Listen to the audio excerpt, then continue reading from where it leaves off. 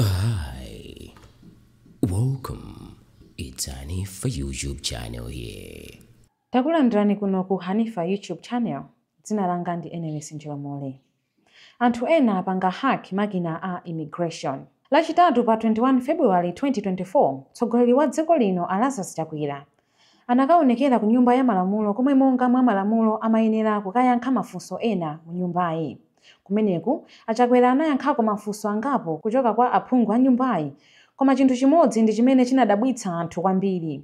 Chimenechi ndiko kulengeza mu nyumbayi kuti makina opangira print ma passport ku nthambi ya Immigration and Citizenship Services dziko muno achitidwa haki ndi anthu ena achiwembu.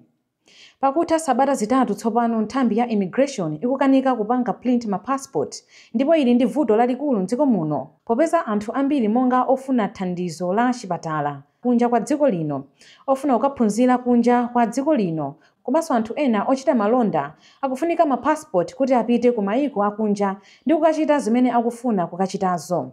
Koma nthambi yakhala ikukanika kupanga print ponena kuti mapepala kapena kuti ma booklet opangira print ma passport iwo anatha ku nthambiyi.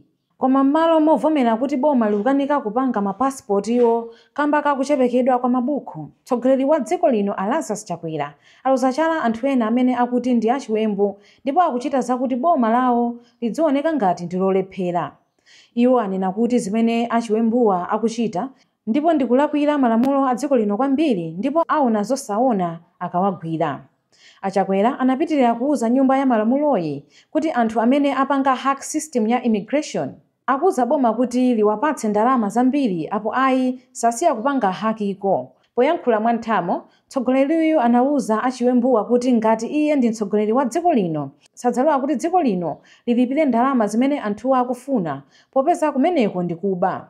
Pakadali pano akuti nthambi ya Immigration ikuchita zothekera kuti iwapeze anthuwa ndipo akapeza alandire chilango choyenera.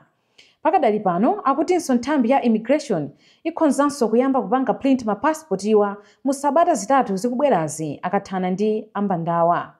Atatsimikiza kuti akukanika kupanga ma passport atsopano, nthambi ya Immigration inatulutsa kalata ina yolangiza anthu kuti akhonza kupeza temporary travel document kuchoka ku ma office awo imene angathe kupita nayo m'mayiko angapo kuno kumwera kwa Africa la SADC.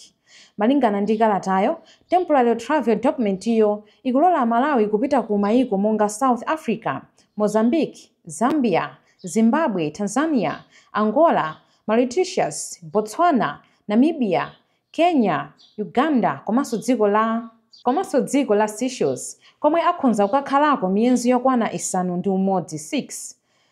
Patangodutsa tsiku limodzi atatulutsa chikalata chimenechi, anatulutsanso china chimene mkulu wa nthambiyo retired Brigadier Kalumo anati mayiko ambiri akukana travel document ponena kuti ikuoneka ngati ya chinyengo kamba kosowa zizindikiro zofunikira za boma.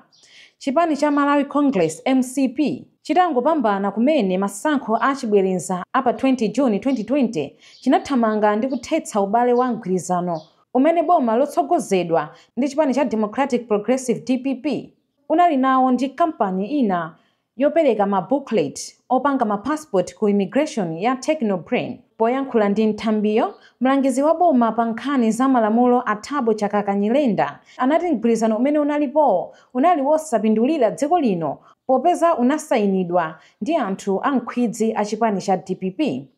Kuchoka pamenepo, kupanga print ma passport atsopano ku nthambi ya Immigration kwakhala kuli kovuta popeza boma silinasayinenso mgwirizano ndi aliyense kuti alowe m'malo mwa kampani ya Technobrain. Hanifa YouTube channel tipitirira kupatsani nkhani zosiyanasiyana. Chimenechi ndiye dzina langa.